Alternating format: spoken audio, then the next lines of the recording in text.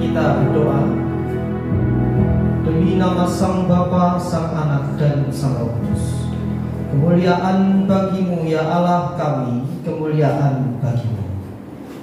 Ya Allah, bermurahlah kepada kami orang berdosa ini, dan kasihanilah kami. Ya Kristus Tuhan dan Juru Selamat kami yang hidup, di hari Minggu ini kami merendahkan diri kami untuk kembali menghayati, merenungkan kekayaan firman Allah yang menuntun kami dalam tangga kerajaan Allah, sampai Engkau mengubah muliakan kami dalam kemuliaan yang semakin besar. Tolonglah kami ya Kristus, dan tolonglah kami ya Roh Kudus.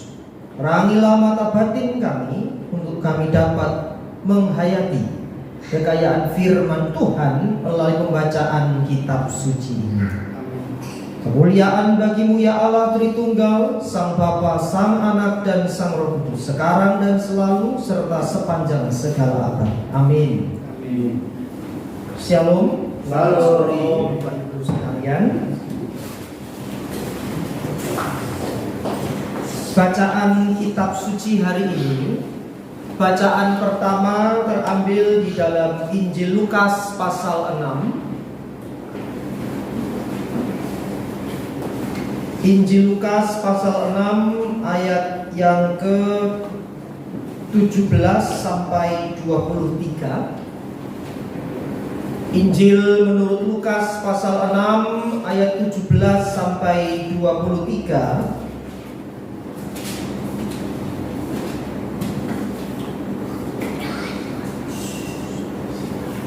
Yang menyatakan demikian. Injil Lukas pasal 6 ayat 17 sampai ayat 23. Lalu ia turun dengan mereka dan berhenti pada suatu tempat yang datar. Di situ berkumpul sejumlah besar dari murid-muridnya, dan banyak orang lain yang datang dari seluruh Yudea dan dari Yerusalem dan dari daerah pantai Tirus dan Sidon. Mereka datang untuk mendengarkan dia dan untuk disembuhkan dari penyakit mereka. Juga mereka yang dirasuk oleh roh-roh jahat beroleh kesembuhan. Dan semua orang banyak itu berusaha menjamah dia, karena ada kuasa yang keluar daripadanya, dan semua orang itu disembuhkannya. Lalu Yesus memandang murid-muridnya dan berkata, "Berbahagialah kamu yang miskin, karena kamulah yang mempunyai kerajaan Allah. Berbahagialah kamu yang sekarang ini lapar, karena kamu akan dipuaskan. Berbahagialah hai kamu yang sekarang ini menangis, karena kamu akan tertawa. Berbahagialah kamu jika karena Anak Manusia orang membenci kamu, dan jika mereka mengucilkan kamu dan mencela kamu serta menolak namamu sebagai sesuatu yang jahat. Bersukacitalah pada waktu itu dan bergembiralah, sebab sesungguhnya upahmu besar di sorga. Karena secara demikian juga nenek moyang mereka telah memperlakukan para nabi." Bacaan kedua, Galatia pasal yang kelima.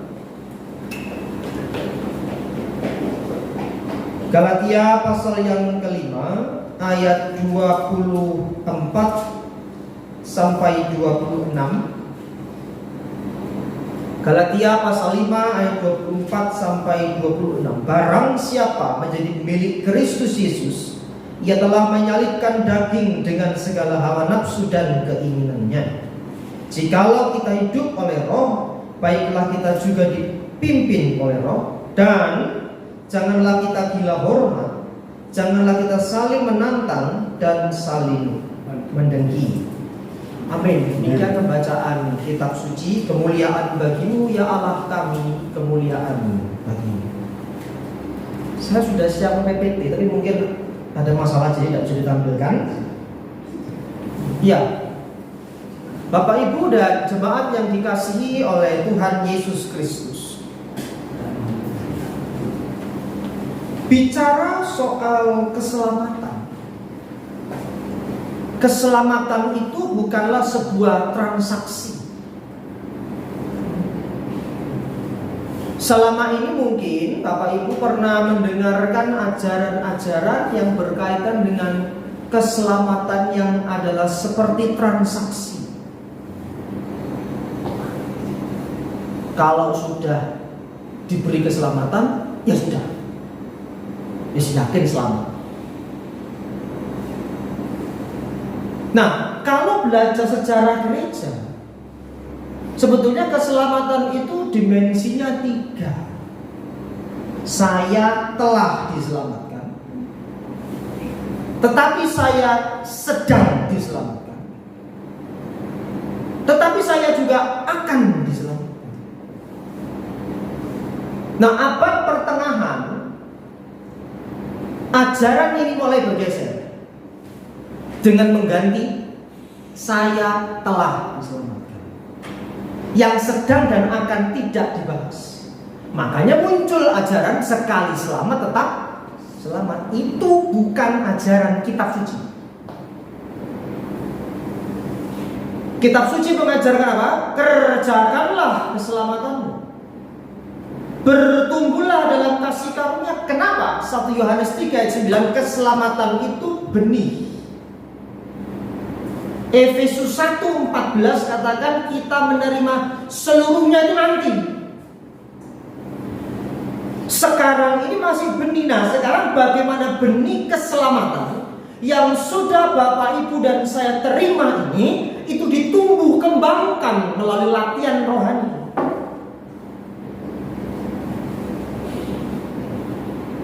Tidak ada Paulus bilang sekali selamat tetap selamat. Tidak. Yang ada keselamatan kasih karunia. Ya.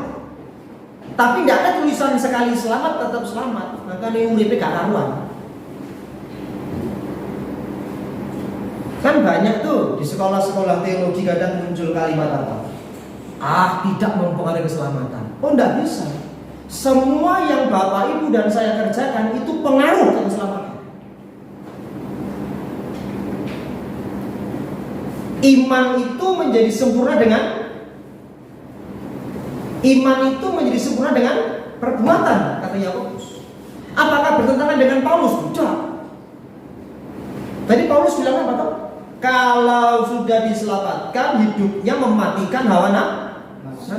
Itu apa kalau bukan mengerjakan keselamatan? Makanya bahasa Yunani yang diterjemahkan ke dalam bahasa Inggris itu bukan work for, but work out.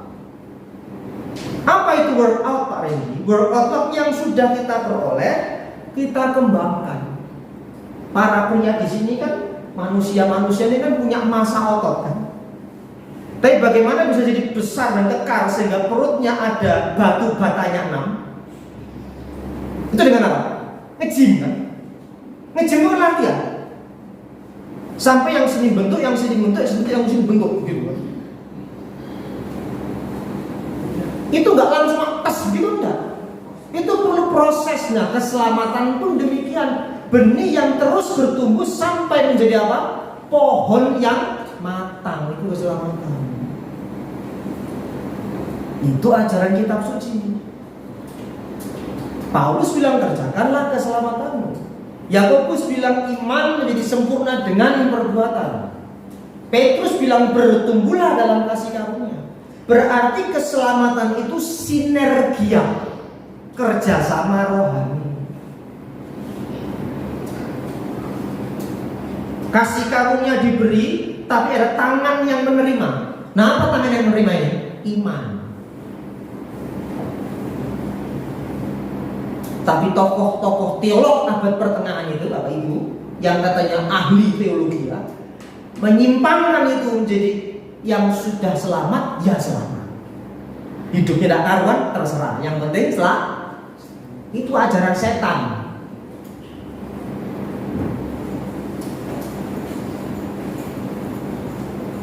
Pak Reni bawa ajaran, oh tidak, saya tidak bawa ajaran baru, ini ajaran purba yang diselewengkan oleh tokoh-tokoh yang katanya teolog itu. Makanya teks yang tadi Bapak Ibu dan saya baca berkaitan dengan dua bacaan leksionaris. Itu kita memperoleh satu renungan di kesempatan sore ini, yaitu spiritualitas iman Kristen. Yang namanya spiritualitas itu latihan roh. Kenapa untuk otot yang besar rajin nge-gym? Kenapa untuk mendapatkan nilai yang baik rajin belajar? Kenapa untuk mendapatkan gaji insentif dalam kantor kita rela lembur, tapi untuk manusia batin tidak serius latihannya? Makanya Paulus bilang apa? Aku bukan petinju yang sembarangan memukul, tapi aku melatih diri. Itu latihan kesalehan. Dalam surat Timotius dikatakan latihlah dirimu beribadah. Berarti iman Kristen itu bentuknya latihan. Untuk apa? Menumbuhkan benih keselamatan sampai menjadi pohon yang matang. Kan gitu. Sampai di sini bisa diikuti Bapak Ibu? Bisa. Ya. Maka Injil Lukas itu punya tema penting mengenai kemanusiaan Kristus. Ya.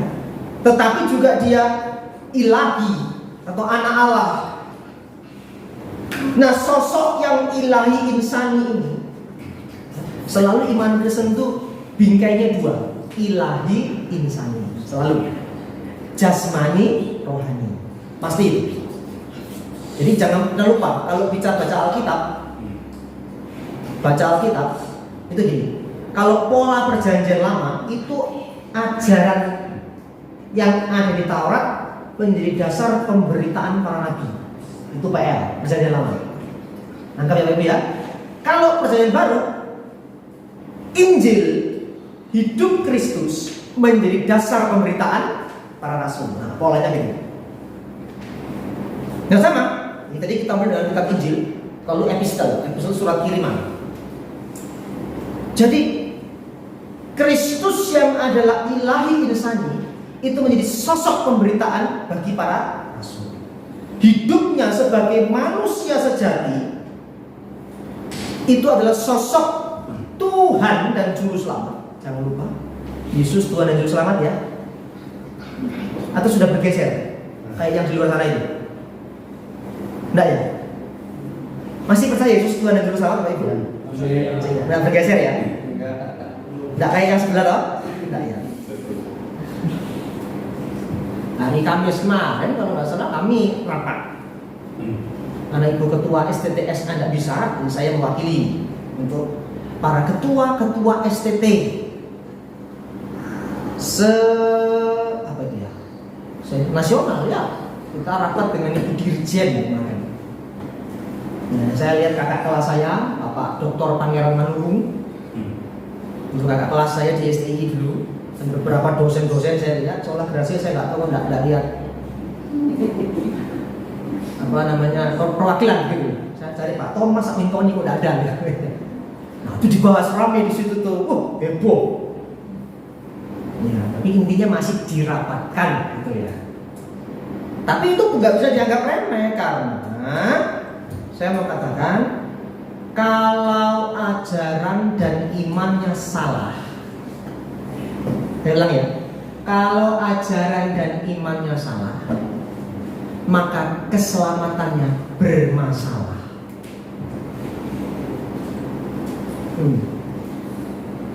Kitab suci ya.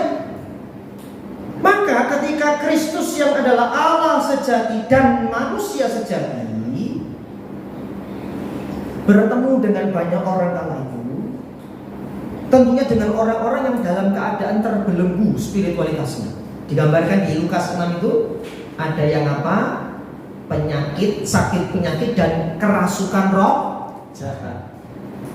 Itu kan bicara penyakit, dua penyakit, fisik dan batin. Bukankah gereja itu tempatnya orang sakit? Bapak Ibu dan saya ada enggak kalau kita ini orang sakit? Atau merasa suci dan bersih? Nanti saya tunjukkan, para bapak gereja menyatakan kalau kita merasa diri suci berarti sedang sakit gitu. Ada satu lagu di pelengkap hidung jemaat, gereja bagai bahtera di laut yang seram, beraneka penumpangnya. Nah, ya kan gereja itu kan beraneka penumpangnya. Apa maksudnya? yang hanya ikut maunya, mengkritik sok tahu, sehingga bandar tujuan menjadi semakin jauh, gitu kan? Kenapa visi gereja enggak nyambung-nyambung, enggak nyampe-nyampe? Kenapa? Banyak yang sok tahu dan tukang kritik dalam gereja itu. Berarti John Chrysostom, Bapak Gereja, mengatakan gereja itu rumah sakit.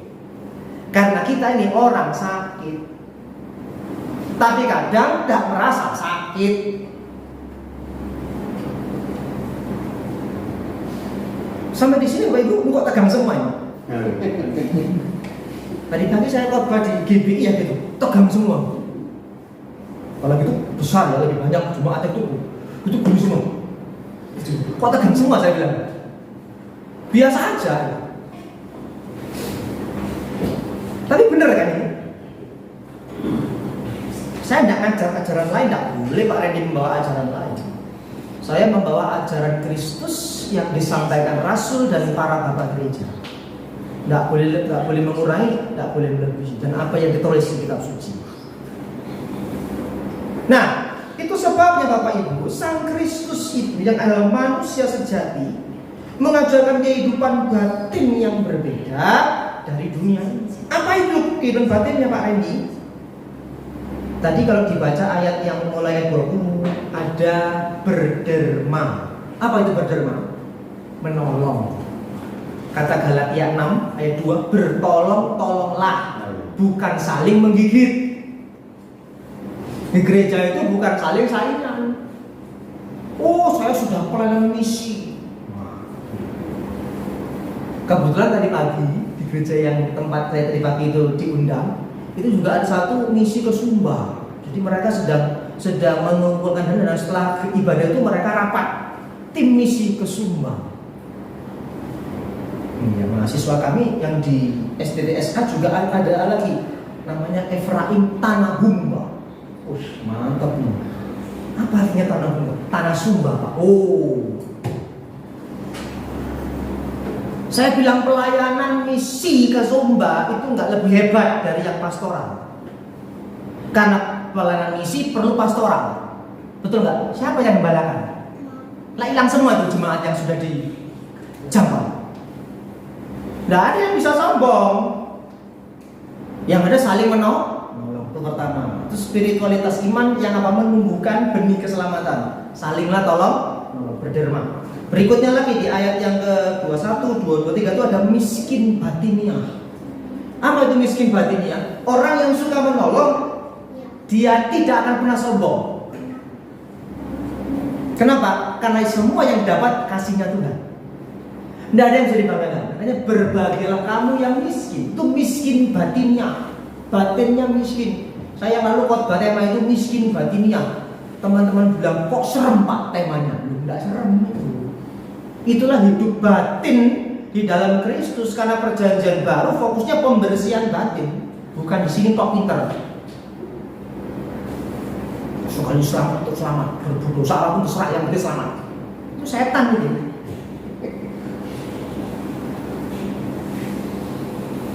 Terus apa lagi? Lapar batinnya. Apa itu batin yang selalu lapar akan apa? Kebenaran.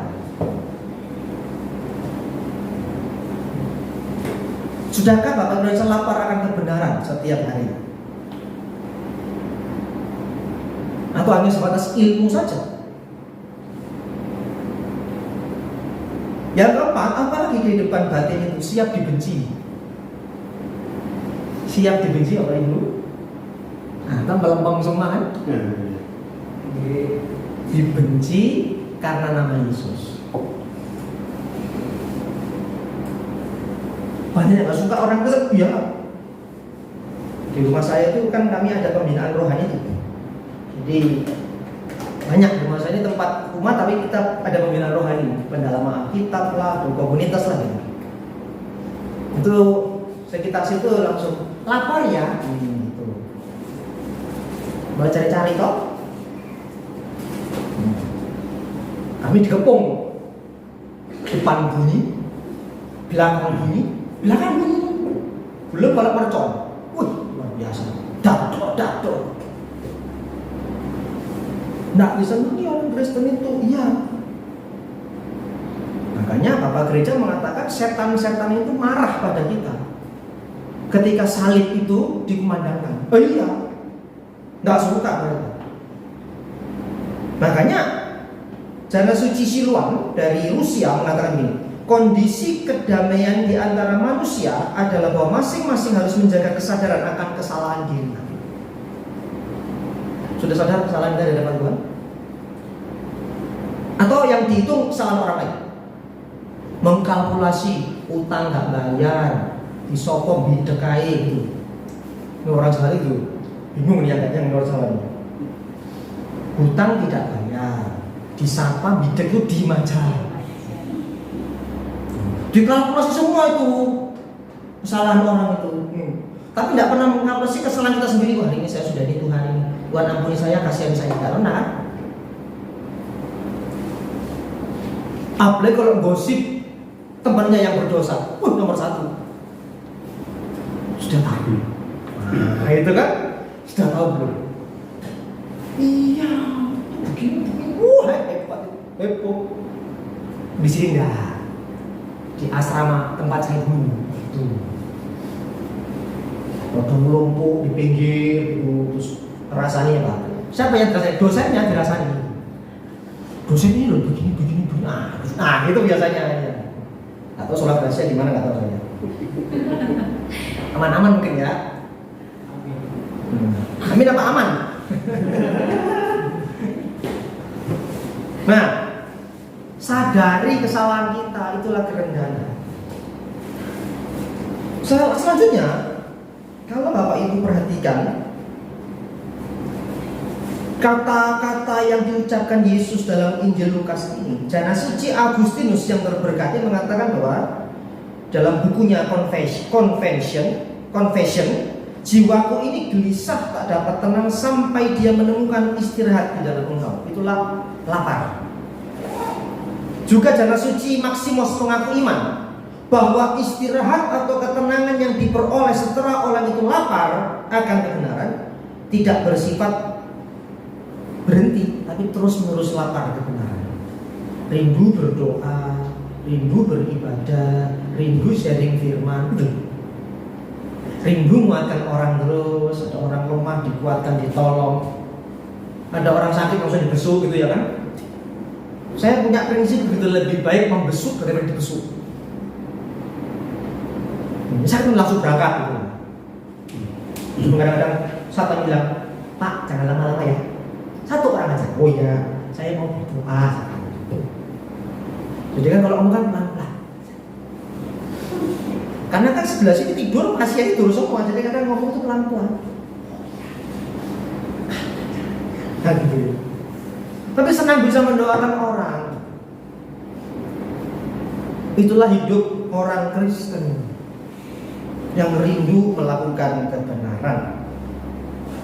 Maka Jana Suci Ishak dari Syria juga mengatakan batin yang mengasihi Allah menemukan ketenangan hanya di dalam Allah. Itulah spiritualitas iman Kristen, yaitu kehidupan batinnya yang tidak berhenti pada legalistik atau hukum agama saja, tapi kehidupan yang terus bergerak di dalam Tuhan. Demikian juga dasar tadi kehidupan iman yang di dalam Kristus, yaitu tadi berderma, miskin batinia, lapar batinia, dan siap dibenci, itu juga diterapkan dan disampaikan Paulus dalam Galatia 5 dengan buah roh. Ya, Injil Sang Kristus mengerjakan buah roh di dalam hidup orang percaya karena mereka hidup oleh roh, bukan buah daging, tapi hidup oleh roh. Nah, itulah keselamatan. Karena keselamatan itu bukan bicara Yesus datang memberi keselamatan, tidak. Keselamatan itu ya Yesus itu sendiri. Makanya keselamatan itu kalau mau bicara dengan tepat menurut kitab suci, keselamatan itu adalah penyatuan kita dengan Allah melalui Kristus. Menyatu dengan Kristus, itulah keselamatan. Bahasa Yunani itu theosis. menyatu dengan Kristus, yang sering digambarkan serupa dengan Kristus, yang digambarkan dalam kemuliaan yang semakin besar. Itulah keselamatan. Dan takdir hidup orang percaya itu kudus dan tak bercacat di hadapannya. Nah, itu keselamatan. Bukan sekedar sorga. Kalau cuma bicara sorga, bedanya apa sama yang di luar sana? Nah, Bapak Ibu, kalbu yang bersih, di mana kasih, sukacita, damai sejahtera, kesabaran, kemurahan, kebaikan, kesetiaan, kelemah lembutan, penguasaan diri. Buah roh itu satu, tunggal. Karpos bahasa Yunaninya, bukan karpoi. Kalau karpoi itu bentuk maskulin jamak, nominatif. Iya, masih ingat ya bahasa Yunani? Masih ingat, keren. Begini, yang sekolah teologi Bu Pak ya, yang enggak ya apa-apa, nggak usah dulu. Ini saya tanya yang sekolah teologi. Tapi yang teologi kok gini-gini, oh ya berarti masih ingat. Kalau karpos itu maskulin tunggal, kasusnya nominatif. Buah roh itu karpos satu. Apa? Kasih. Orang yang punya kasih Allah, dia sukacita. Orang yang punya kasih Allah, hidupnya damai sejahtera. Orang yang punya kasih Allah, dia sabar dan murah hati. Orang yang punya kasih Allah, dia baik dan setia. Bukan cuma baik tapi setia. Makanya Amsal katakan, banyak orang menyebut diri baik hati, tetapi orang setia siapakah menemukannya? Jarang. Makanya baik dan setia. Orang yang punya kasih, dia lemah lembut. Lemah lembut itu gentleness, bahasa Inggrisnya apa? Gentle orang itu. Kalau AABB, punya integritas, itu lemah lembut artinya. Dan orang yang punya kasih, dia pasti menguasai diri. Ini pacarnya orang, jangan diambil kan? Ya toh? Kita masih pacaran, jangan ramah dulu, rajin menjamah. Lagi laki-laki kalau sudah dikasih angin gitu ya Pak ya Bu ya, itu tangannya kan kreatif laki-laki. Orang yang punya kasih Yesus, dia tahu ini pacar, belum istri. Tapi sekarang hebatnya kalau saya temukan mahasiswa yang pacaran, sampai akun WA-nya pun disimpan pacarnya. Keterlaluan. Karena apa? Kamu belum suami istri. Kok akun WA dipakai sehingga pacaran, kamu chat apa aja? Itu sama dengan menanamkan benih ketidakpercayaan. Belum rumah tangga sudah begitu. Apalagi rumah tangga, hancur rumah tangga itu. Kenapa? Curiga terus karena benih ketidakpercayaan. Apalagi yang LDR, long distance relationship. Yang jarak jauh. Bisa percaya enggak? Kadang gitu ya. Saya marah mahasiswa. Tidak boleh gitu saya bilang. Apalagi handphone diambil juga. Apa isunya? Kepo banget sih. Tahu nggak kepo itu berdosa? Kepo itu hasrat nafsu. Kepo itu. Menurut catatan Jana Suci Yohanes Sang Hagiore, kepo itu sebetulnya nafsu manusia yang merusak manusia. Semuanya mengurusi urusan orang. Surat Timotius bilang suka mencari perkara. Itu kata surat Timotius. Mencari-cari soal. Kalau soal ada di soal ujian, jadi saya jadi soal. Itu hidup spiritualitas loh Bapak Ibu. Itu tidak pengaruh keselamatan, pengaruh.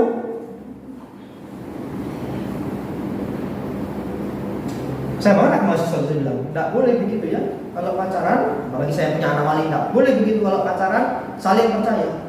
Belum suami istri kok sudah gayanya kayak gitu. Nanti foto sama-sama di Facebook.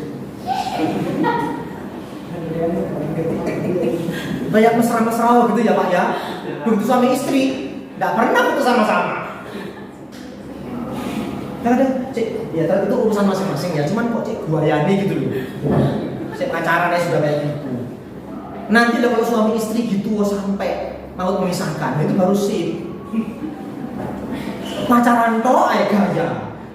Foto berdua, my honey. Ada yang begini, menunggu memang menyakitkan. Wah, masih pacaran. Tapi apakah dia kalau suami istri juga begitu? Belum tentu. Makanya jangan lebay. Pacaran itu tidak usah, saya bilang masuk pacaran itu tidak usah kelihatan-kelihatan, biasa aja. Begitu jadi mantap. Betul. Maksudnya ini pacarku. Hanya karena takut dibilang jomblo, kasihan deh. Padahal kalau mau bicara panggilan hidup orang Kristen di dalam Tuhan, ya itu ada dua panggilan, panggilan menikah dan panggilan rahib. Rahib itu tidak menikah. Itu tidak salah. Tapi karena orang tidak pernah belajar kitab suci, mereka yang menikah itu meneladani hidup Abraham dan Sarah. Mereka yang tidak menikah itu meneladani hidup Kristus dan Paulus yang tidak menikah. Jadi karena mereka tidak pernah belajar, tidak pernah tahu, terus komen. Nah, akhirnya kepo. Kenapa sih? Nanti tidak ada penguasaan diri. Kalau tidak ada penguasaan diri berarti tidak punya kasih. Berarti kalbunya kotor. Kehidupan rohani ini, Bapak Ibu saudara-saudara, yang dicontohkan oleh Sang Kristus itu menjadi dasar pemberitaan Paulus. Paulus itu dulu sebelum menjadi Sanhedrin, karena Sanhedrin itu seperti MUI kalau di teman-teman Muslim, kalau di Yahudi namanya Sanhedrin. Itu syaratnya harus menikah. Tapi karena Paulus sebelum ke sana dalam sejarah gereja, dia sudah ketemu Tuhan Yesus. Lalu dia belajar mengenai Sang Kristus, melihat sosok Sang Kristus membuatnya untuk menjadi sosok rahib tidak menikah. Itu Paulus.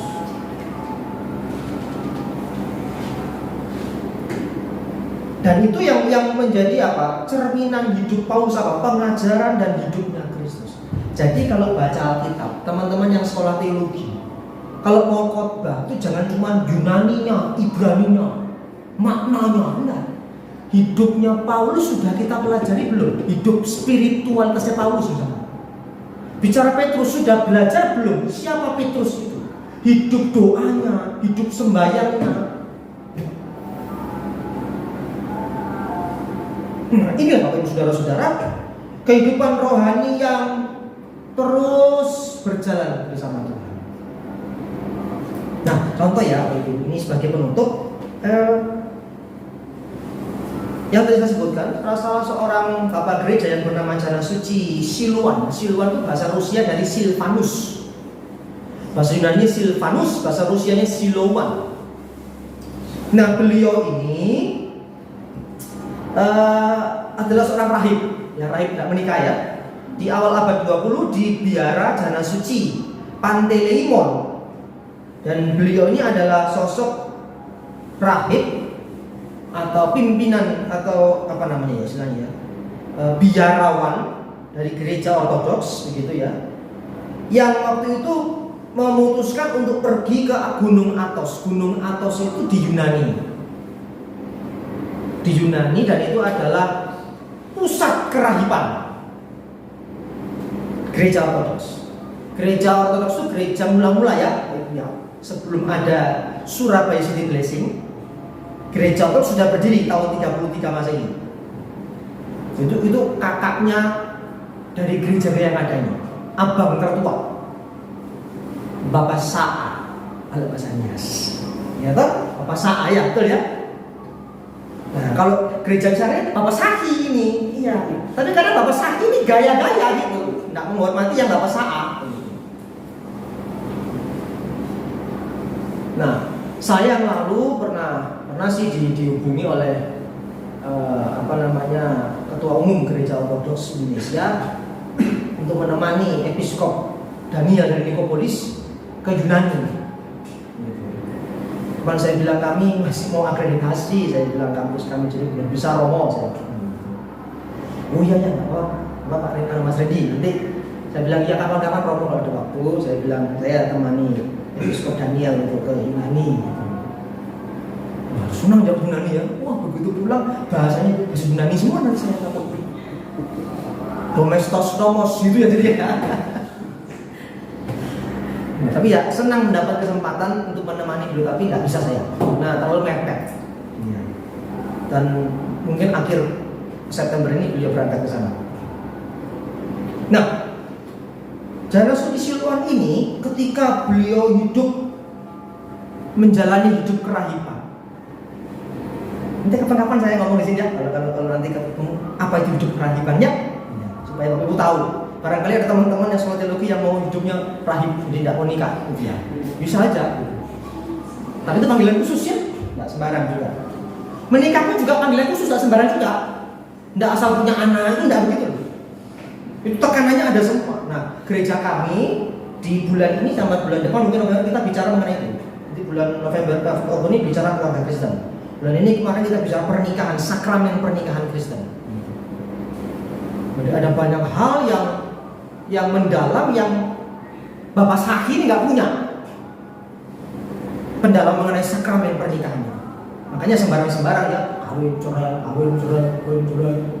Lu Pak Randy kan normal ya, cewek cantik Pak, yang mulutnya tipis, yang pahanya ini seperti cangkul. Kan nggak salah Pak, betul, saking normalnya selingkuh akhirnya. Saking normalnya tuh. Nanti Pak kapan-kapan kita, ya pesuan Padang di mana? Di Bali, di pinggir Pantai Kuta sambil lihat-lihat, saya bilang motivasinya lain Pak. Kan normal Pak, selalu sembunyi di kata normal. Saking normalnya Bu, selingkuh Bu. Padahal istrinya cantik. Coba. Tapi sudahlah. Itu menjadi warna pagar untuk kita melihat jangan sampai begitu. Ya.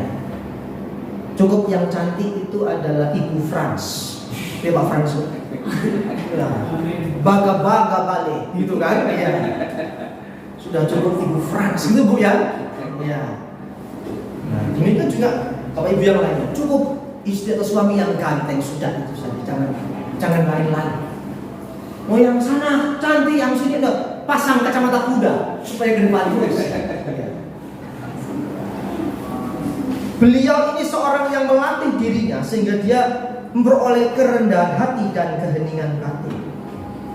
Makanya beliau berkata ketika dalam perjalanan terus untuk hidup melihat dan hidup dalam spiritualitas iman, beliau bilang begini, pahami dua pikiran dan takuti pikiran ini. Apa? Yang pertama, pikiran pertama yang harus dipahami dan harus takut adalah kamu itu orang suci.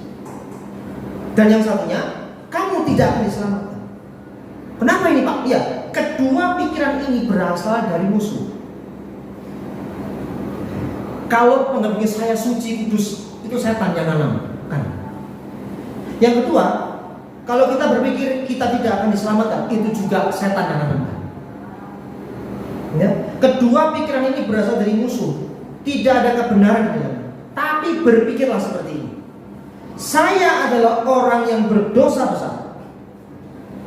Ini kalau di gereja ortodok itu, kalau saya baca di kan gereja ortodok itu kan kalau Yunani itu bahasa Yunani Pak. Jadi kalau saya lihat presbiternya selalu presbiter yang penuh dosa, selalu begitu misalnya. Kalau kita kan enggak, yang terhormat, pendeta, profesor, doktor, kalkulator, bocor. Lalu mereka enggak, presbiter atau imam yang penuh dosa. Supaya apa? Sadar, meskipun imam juga berdosa. Makanya mereka kan kalau ibadah mesti pakai topi yang atasnya ada salibnya. Itu dari mana falsafah itu? Dari Ulangan 6. Hendaklah itu menjadi tanda di dahi. Ya, kalau PL kan hukum Taurat di sini. Kalau dalam Kristus kenapa salib di sini? Supaya apa? Ingat selalu kita orang Kristen itu memikul salib, menyangkal. Jadi bukan gagah-gagahan itu kok imam pakai salib di sini, kalau salib itu enggak. Itu salib yang harus diingat terus. Ini loh, kita ini yang memikul salib. Jalannya sempit, dan jalan salib itu sepi, tidak banyak orang suka. Termasuk orang Kristen, nggak suka salib. Sukanya diberkati, luar biasa. Nah, ada apa kita bilang begitu juga? Loh Pak, kamu masa salah diberkati? Tidak salah. Tapi kalau fokusnya itu, Bapak Ibu kecewa. Kan saya sudah doa puasa Pak, kan saya sudah doa ini, sudah ikut ini. Ya, ibadah minggu saya ikut. Bahkan sampai ibadah wanita pun saya ikut, kalau dia pria. Ibadah sekolah minggu pun saya ikut. Tapi kok saya nggak diberkati sama seperti dia? Tahukah itu ungkapan sombong sebetulnya? Merasa diri lebih baik daripada orang lain.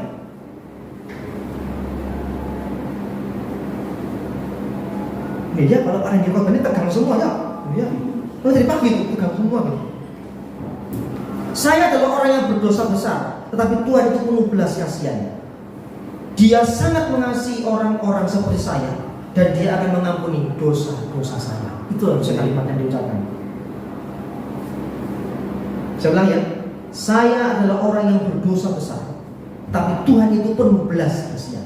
Dia sangat mengasihiku dan dia mengampuniku, orang yang berdosa ini. Maka kalau ada PPT itu saya tunjukkan ada tangga. John Climacus itu bilang ada tangga pendakian ilahi. Ya, jadi tangga ini adalah tangga yang kita orang percaya ini jalani, gitu ya, saudara.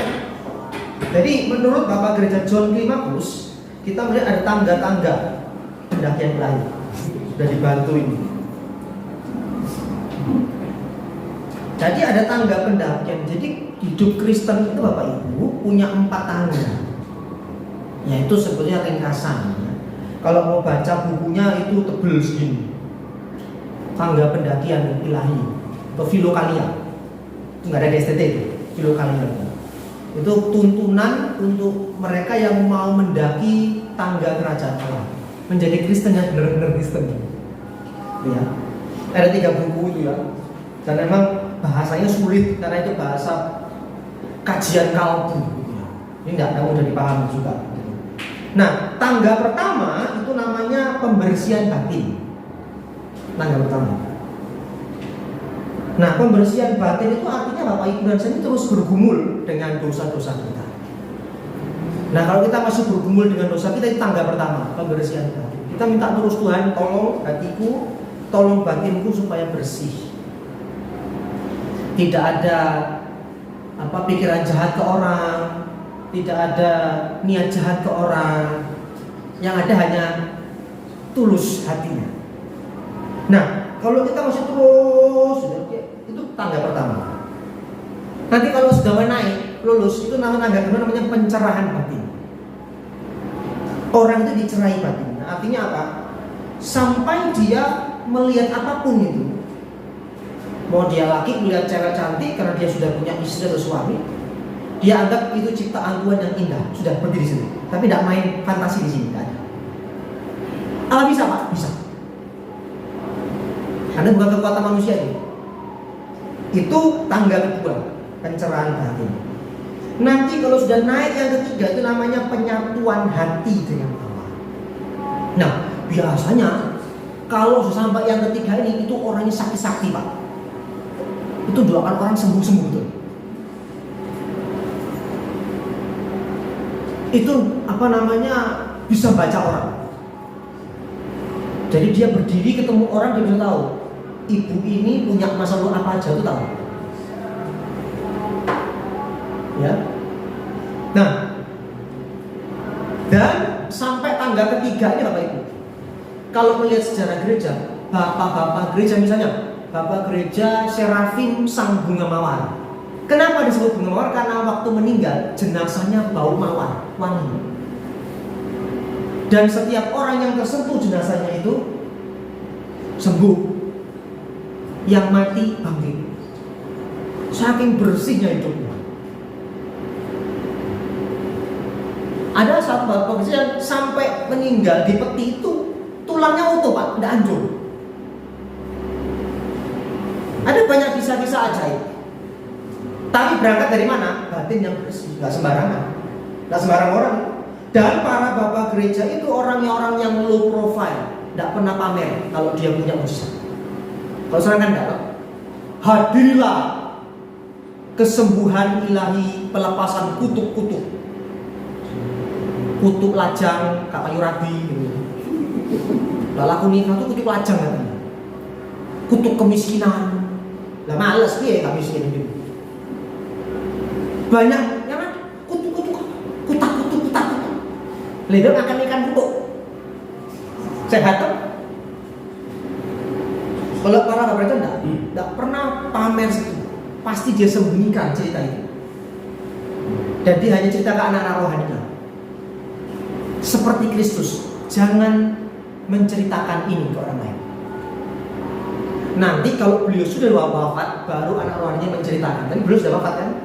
Menjadi teladan iman untuk penerusnya. Itu hidup yang agung. Nah ini dia. Alhamdulillah sudah bisa. Tangga pertama itu katarsis, pembersihan batin, sebenarnya. Nah yang kedua fotisis, pencerahan batin. Nah yang ketiga ini enosis, penyatuan hati dengan Allah. Nah, kita mau sampai di mana Bapak Ibu? Atau kita sampai di mana? Masih di sini ya? Satu ya? Sama kita masih berjalan gitu. Nah baru teosis, itulah pengilahian, itulah keselamatan yang sepenuhnya kata Paulus. Penyatuan dengan Allah. Itu namanya teosis. Kalau sudah teosis, sudah almarhum, sudah meninggal karena ketemu dengan Tuhan. Inilah tangga pendakian. Sebetulnya nggak sederhana seperti ini. Ini ringkasan saja dari tulisan John Climacus.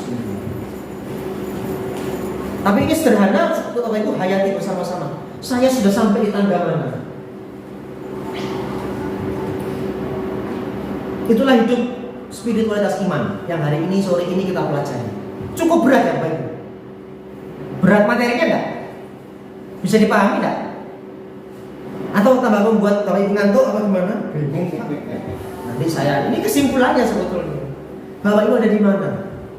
Lapar batiniah itu ada enggak? Hidup yang suka menolong itu ada apa enggak? Miskin batiniah dan siap untuk dibenci orang karena kita Kristen.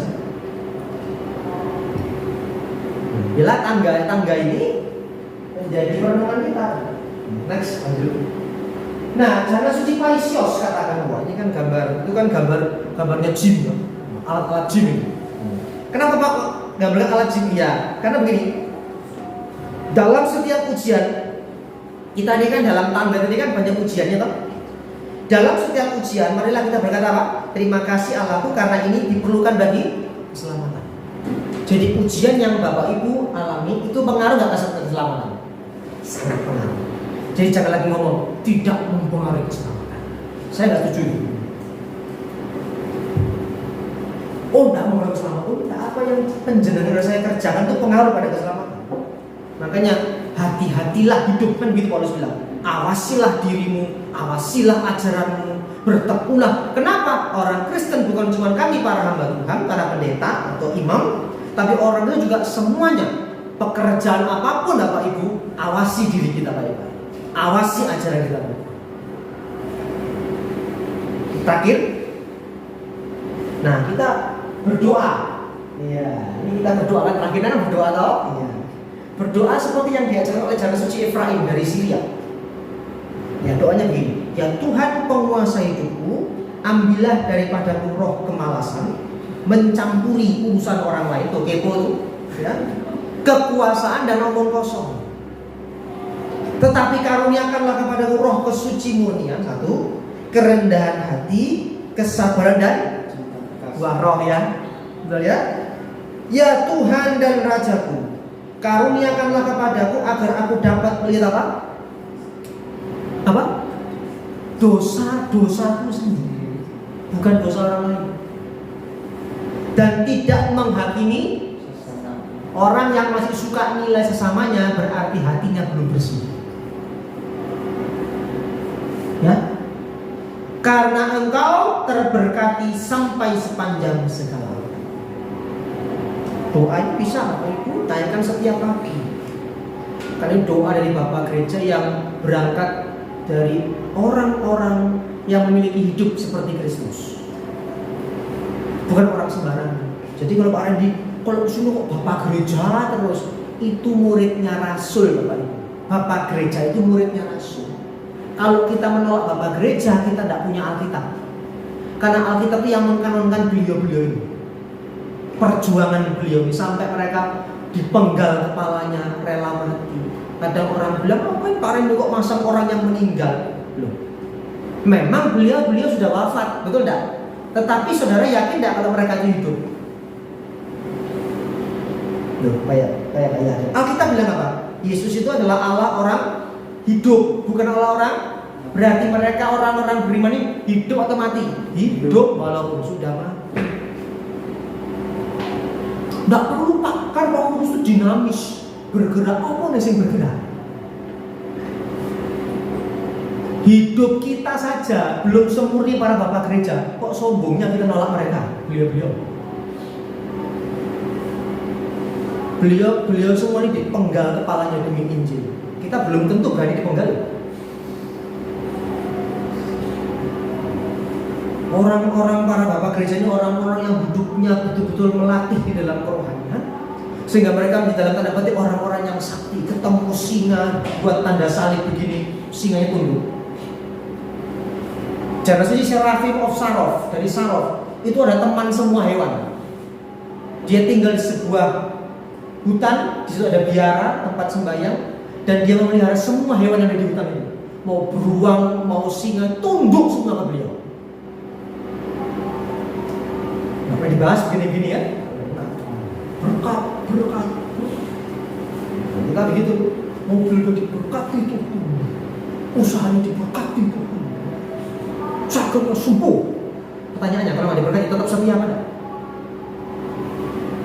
Pertanyaannya, kalau tidak sembuh bahkan sampai mati pun tetap setia sama Tuhan, tak? Itulah spiritualitas iman Kristen. Selamat hari Minggu. Amin.